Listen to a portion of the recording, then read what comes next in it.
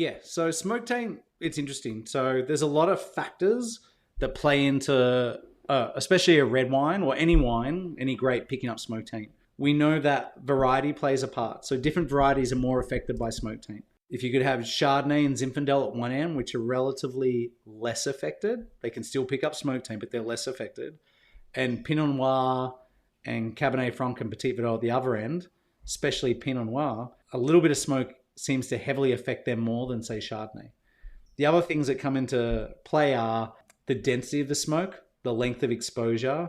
There's some anecdotal evidence that the freshness of the smoke plays a part. But if you have a long enough exposure, it doesn't matter how fresh the smoke is, you can still pick up the density of the smoke.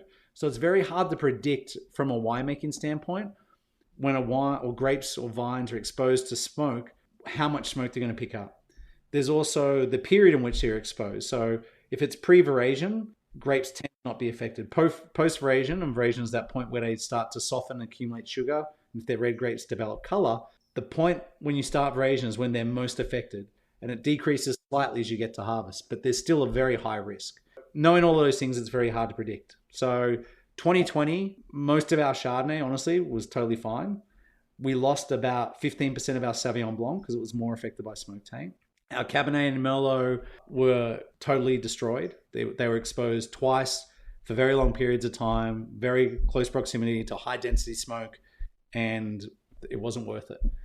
Now, the Zinfandel is less affected. Now, Zinfandel comes from the Sierra foothills. And so they were a lot further from the fires. They did get some smoky days, but not enough density of smoke or freshness of smoke, and the variety doesn't pick it up. So our 2020 Zinfandels were okay. That being said, the Petit Syrah from up there for 2020, we had to sell off and destroy. We'll have a Zinfandel for 2020. It actually tastes quite amazing. Very proud of it. We just bottled it recently. The Cab and the Merlot, it just wasn't worth it. There was nothing we could do. It's interesting. In 2020, we sent samples all over the world to Australia. We were using labs here. We were testing, and we started to develop our own internal protocols for what level of bound and free smoke compounds are acceptable in wines, what we figured our background, because you'll always have some background smoke in any grape variety when you test it. And so we had to sort of figure out very quickly what was acceptable, what was background, what was actual smoke taint.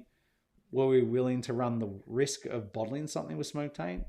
And the Rombauer family were like, why would you do that? Don't do that. Why would you run the risk? Like, we're 40 years in. Why would you risk it now? That's a great example of why I work for the Rombauer family. They're like, why would you risk bottling a wine that could be bad for customers? Don't do that.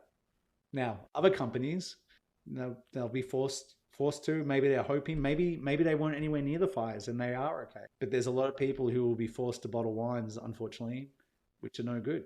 And we're in a lucky position we didn't have to do that.